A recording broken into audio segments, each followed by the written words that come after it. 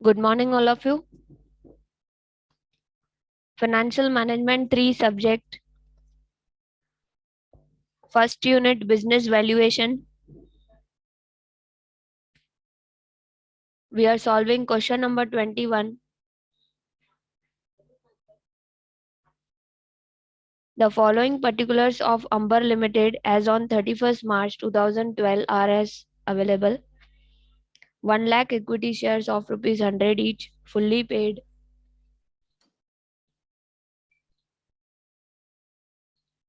Fully paid 1 crore.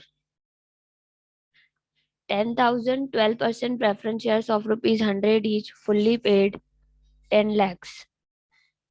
Securities premium. Securities premium 11,50,000. Profit and loss account 33,58,000. Securities premium यानी जब उन्होंने shares issue किए थे उस पे उन्होंने प्रीमियम कलेक्ट किया था, एक्स्ट्रा अमाउंट कलेक्ट किया था, that is extra amount kept in premium account, security premium account 11,50,000. P&L is having the balance of 33,58,000. This is profits of company. General reserve, accumulated profits in reserve 18,85,000. Current liabilities of company are 31,20,000. Bills payable 10,60,000. Next, average profit after tax for last 3 years is 5,85,000. ये जो 4180 है इसके ऊपर वाला, ये इन दोनों का liabilities को प्लस करके है, टोटल ऑफ लाइबिलिटीज है, external liabilities. Average profit after tax 3 years का एवरेज प्रॉफिट करके दिया है, यील्ड मेथड में काम आएगा. 5,85,000. 3 इयर्स का प्रॉफिट दिया है तो एवरेज प्रॉफिट में से हम प्रेफरेंस डिविडेंड माइनस करेंगे, ट्रांसफर टू रिजर्व कुछ रहेगा तो वो भी ट्रांसफर कर देंगे. नेक्स्ट पॉइंट वही दिया है, देखो 20% of profit after tax is transfer to general reserve every year. जब हम लोग यील्ड मेथड से करेंगे तो एवरेज प्रॉफिट लेना है 3 इयर्स का 5,85,000, उसमें से आपको 20% प्रॉफिट का ट्रांसफर कर देना है जनरल रिजर्व में एवरी ईयर. मतलब जो अभी यहाँ पे 5,85,000 है इसका डायरेक्टली 20% आप ट्रांसफर कर दोगे. इसके पहले लेकिन डिविडेंड देना है. एवरेज प्रॉफिट आफ्टर टैक्स में से डिविडेंड माइनस करेंगे. 12% डिविडेंड, प्रेफरेंस डिविडेंड, यहाँ पे देखो 10,000 12% preference shares of 100 each fully paid 10 lakhs. Preference share capital 10 lakhs है, उसका 12% कितना होगा प्रेफरेंस डिविडेंड. प्रेफरेंस डिविडेंड निकालने आएगा आपको. जो कैपिटल है प्रेफरेंस कैपिटल उसी के ऊपर 12%, 10 lakhs के ऊपर 12%. पहले प्रॉफिट में से किसको पैसा देते हैं, preference to shareholders, preference share holders. Dividend preference is given, dividend we will give to preference shareholders first. Okay, 3 students have answered 1,20,000. 10 lakhs का 12%, 1,20,000. 5,85,000 प्रॉफिट आफ्टर टैक्स है 3 इयर्स का एवरेज, उसमें से प्रेफरेंस डिविडेंड लेस करेंगे 1,20,000. कितना आएगा, average profit 5,85,000 deduct dividend of preference share holders 1,20,000. What is the answer? कमांशा, very good. वापस बता रही हूँ, ध्यान से सुनो. एवरेज प्रॉफिट में से हमने पहले प्रेफरेंस डिविडेंड दे दिया, पहला टेंशन प्रेफरेंस डिविडेंड का था वो दे दिया, बचा कितना 4,65,000. अभी इसका 20% निकालो, 4,65,000 का 20% GR में डालना है. जनरल रिजर्व में डालना है।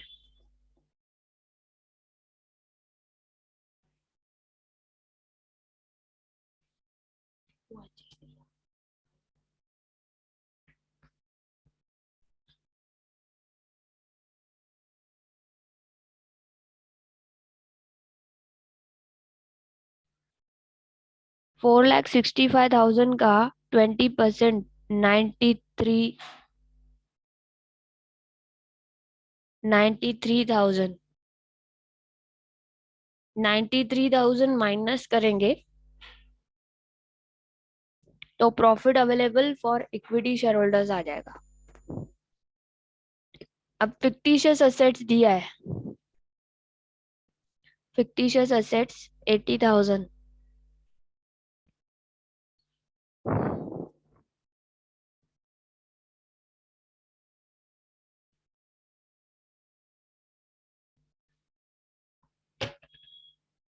Next, normal rate of return is also given. Normal rate of return that means जो अंबर लिमिटेड कंपनी है उसके इंडस्ट्री में, अंबर लिमिटेड के जैसे बहुत सारी सिमिलर कंपनीज हैं, 20-30 कंपनीज होंगी एक इंडस्ट्री के अंदर, तो उन सबका एवरेज रिटर्न 10% है। So this is the fair rate of return, normal rate of return 10%। ये डिनोमिनेटर में आता है कौन से मेथड में? जब हम लोग यील्ड मेथड से करते हैं तो ERR न्यूमरेटर होता है और NRR डिनोमिनेटर। याद आया? Value of share with yield method जब करेंगे तो NRR डिनोमिनेटर में रहेगा, ERR न्यूमरेटर में रहेगा, इनटू पेड अप वैल्यू पर इक्विटी शेयर। NRR डिनोमिनेटर में और इनटू में पेड अप वैल्यू पर इक्विटी शेयर। तो हम लोगों को क्या करना है? Compute the value of equity share by intrinsic value method, that is asset backing method. Intrinsic value या असेट बैकिंग दोनों की बात सेम ही होती है। यील्ड मेथड, यील्ड मेथड से करेंगे और लास्ट में दोनों का average, fair value method. You have to ignore the goodwill. वैसे भी गुडविल क्वेश्चन में नहीं है तो इग्नोर ही हो जाएगा। ओके अभी जब हम एसेट बैकिंग मेथड से करते हैं तो क्या हम लोग को असेट्स की पूरी इंफॉर्मेशन दी है क्वेश्चन में? लैंड, बिल्डिंग, मशीनरी कहाँ पर है ही नहीं, नहीं है ना? यस और नो? लैंड का इंफॉर्मेशन दिया है, असेट का, प्लांट का दिया है, फर्नीचर का दिया है, क्लोजिंग स्टॉक दिया है, करंट असेट, डेटर्स दिया है, कैश दिया है, नहीं दिया है। ठीक है, अभी असेट बैकिंग मेथड में असेट नहीं है तो हम कैसे निकालें? बताओ। आपको ये पता होगा asset is equals to liability, asset and liabilities are equal. तो लायबिलिटीज तो दिया है ना, तो हम लोग को पहले equity capital, preference capital, liability को प्लस करना है। रिजर्व सरप्लस जितने भी है, सिक्योरिटी प्रीमियम रिजर्व के अंदर आता है, PNL भी हम लोग कंसीडर करेंगे सरप्लस है। General reserve, reserves and surplus को प्लस करेंगे, कैपिटल दोनों प्लस करेंगे। वैसे हम असेट्स कौन से प्लस करते हैं? फिक्स्ड एसेट्स, करंट एसेट्स सब प्लस करते हैं और उसके बाद उसमें से हम एक्सटर्नल लायबिलिटी माइनस करते हैं। यहाँ पे हम equity capital, preference capital, reserve, surplus और उसमें से फिक्टिशियस एसेट्स माइनस करेंगे। उसके बाद नेट एसेट आएगा, नेट एसेट में से प्रेफरेंस कैपिटल माइनस करेंगे।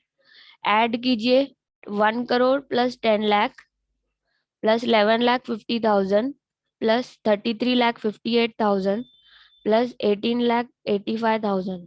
यहाँ तक पूरा प्लस करके 5 फिगर्स को प्लस करो जो राइट साइड कॉर्नर में दिए हैं। कैपिटल दोनों प्लस करके, रिजर्व, सरप्लस, प्रॉफिट और रिजर्व सब प्लस करके पांचों फिगर्स का total right in the chat box. Asset नहीं दिया है तो लायबिलिटी साइड से भी हम लोग नेट असेट्स निकाल सकते हैं। लायबिलिटीज में जो परमानेंट कैपिटल है और जो भी हमारा equity capital, preference capital, reserve, surplus है, यानी नेटवर्थ की बात करें हम लोग, नेटवर्थ में से फिक्टिशियस एसेट्स को माइनस करना है। Preliminary expenses 80,000। चलो प्लस करते हैं, 1 करोड़ इक्विटी कैपिटल लिखा, plus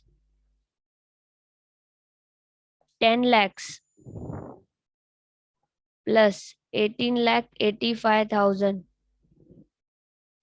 okay, plus 11,50,000 plus 33,58,000 total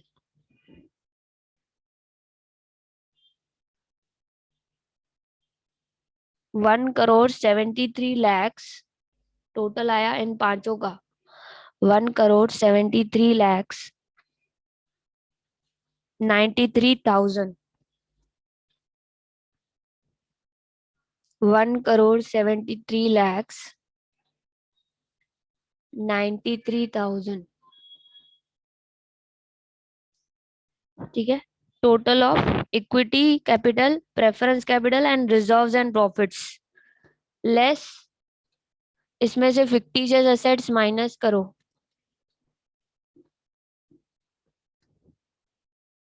80,000 minus करो,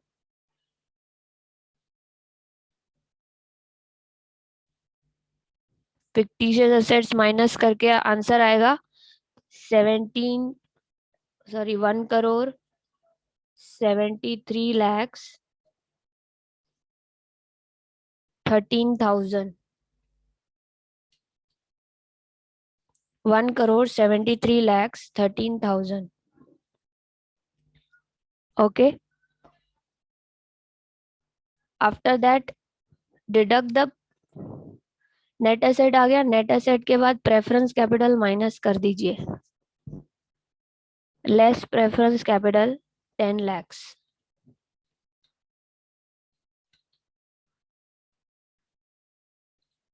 1,73,13,000 is net asset,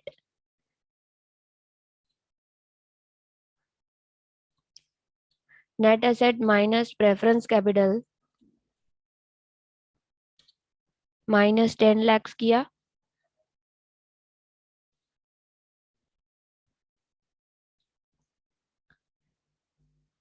1,63,13,000,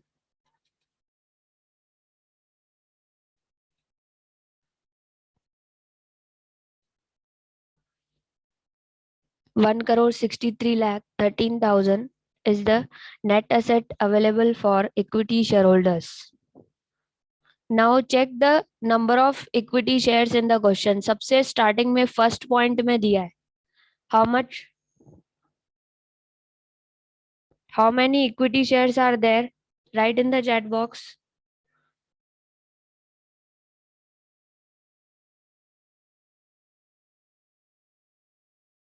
How many equity shares are there? 1 lakh. यहाँ पे दिया है 1 lakh equity shares. Divide with 1 lakh. 1,63,00,000 net assets आया available for equity share holders, उसी को divide करना है 1 लाख से, यू विल गेट 163.13.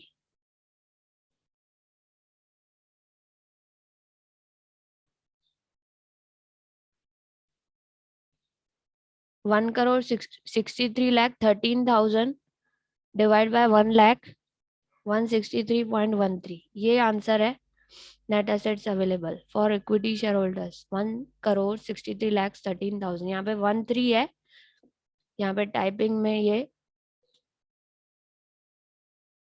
चला गया है. Equity capital plus preference capital plus reserve surplus and profit and loss account less fictitious assets 80,000, net assets आ गया, उसके बाद प्रेफरेंस कैपिटल लेस करना है, net assets available, value of equity shares 163.13. Okay, any doubts?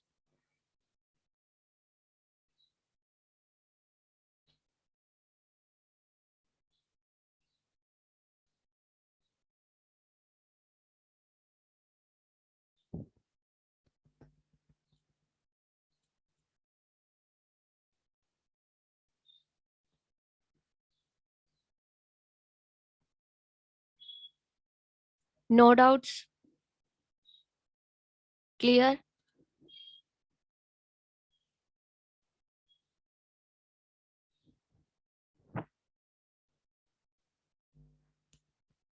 Asset side होता था तो बहुत इजी होता है, एसेट्स टोटल करो, एक्सटर्नल लायबिलिटीज लेस करो, और फिक्टिशियस एसेट्स को इग्नोर करते हैं हम लोग। ठीक है, जहाँ जो चीजें पहले हम इग्नोर करते थे वही चीजें हम लेके अभी कैलकुलेट कर रहे हैं नेट एसेट। ठीक है, पहले फिक्टिशियस एसेट हम लोग इग्नोर करते थे, एसेट्स का टोटल करते थे, अभी हम लोग लेस कर रहे हैं क्योंकि एसेट्स की डेटा नहीं दी है इस क्वेश्चन में। क्लियर? Any doubts?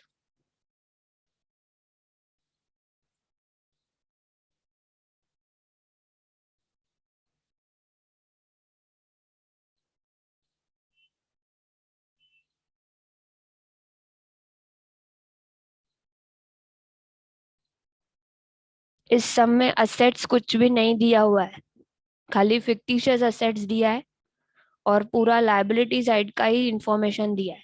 इसलिए हम लोग लायबिलिटी का इंफॉर्मेशन लेके नेटवर्थ निकाला, नेटवर्थ में से formation expenses fictitious assets less कर दिया, जो बचा उसमें से प्रेफरेंस कैपिटल लेस किया, और फिर net assets equity share holders के लिए कितने बचे, assets for equity share holders, फिर divide by number of shares. यहाँ तक आपने कर लिया, यही सिर्फ न्यू है आपके लिए। नेक्स्ट, पहले अभी हम लोग वापस क्वेश्चन में जाएंगे। यील्ड मेथड से हमें वैल्यू पर इक्विटी शेयर निकालना है। यील्ड मेथड का फॉर्मूला क्या है, ERR upon NRR into paid up value per share. Average profits, average profit लेना है। कितना है एवरेज प्रॉफिट? 5,85,000। ठीक है, 5,85,000 minus preference dividend 1,20,000, you got 4,65,000, and from that you will transfer 20% to general reserve. पहले एवरेज प्रॉफिट लीजिए, preference dividend दे दीजिए payment, जो बचेगा उसमें से रिजर्व्स में ट्रांसफर कीजिए, जो बचेगा लास्ट में profit available for equity share holders. Yield method मतलब प्रॉफिट या डिविडेंड की डेटा के बेसिस पे आप शेयर्स की वैल्यू निकालिए। ERR की फॉर्मूला क्या है, expected rate of return is equals to profit available for equity share holders divide by paid up equity capital. देखो इक्विटी कैपिटल का पेड अप वैल्यू कितना है, फुल्ली पेड है 1 करोड़, 1 करोड़ से डिवाइड करेंगे। जो प्रॉफिट अवेलेबल आएगा इक्विटी शेयर होल्डर्स का, डिविडेंड का पेमेंट किया, प्रेफरेंस डिविडेंड का, उसके बाद जनरल रिजर्व में ट्रांसफर किया, जो बचा उस अमाउंट को आपको paid up equity capital 1 crore से डिवाइड करना है इन 200, ERR मिल जाएगा, एक्सपेक्टेड रेट ऑफ रिटर्न।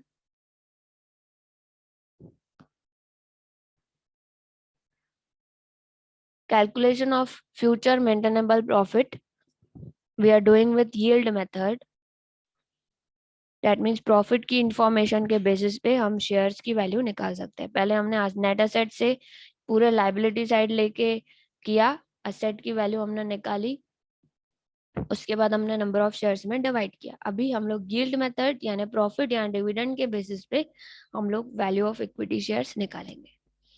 ठीक है, तो ERR निकालने के लिए पहले हमें profit available for equity share holders निकालना है, जिसके लिए हमने ये टेबल बनाई है। Average profit after tax 5,85,000 less preference dividend 10 lakhs into 12%, 1,20,000 less transfer to general reserve 93,000, 4,65,000 का 20%। Profit available for equity shareholders 3,72,000 divided by 1 CR paid up equity capital, 3,72,000 divided by 1 CR into 100.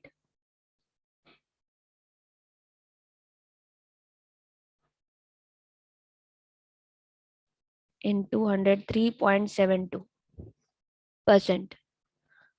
Now, value of equity share formula is ERR upon NRR into paid up value per share. 3.72 divide by 10 into 100. Paid up value क्या है देखो question में. Paid up value of equity capital is 100 each. Face value of equity capital is 100 each divided by into 100 paid up value 37.2 per share. Rupees 37.2 per share. What is the fair value? Fair value is equals to intrinsic value plus yield value divided by 2. Intrinsic value से हमारा answer था 163.13 plus 37.2 yield value divided by 2. So average of both the value of equity shares 100.165 per share.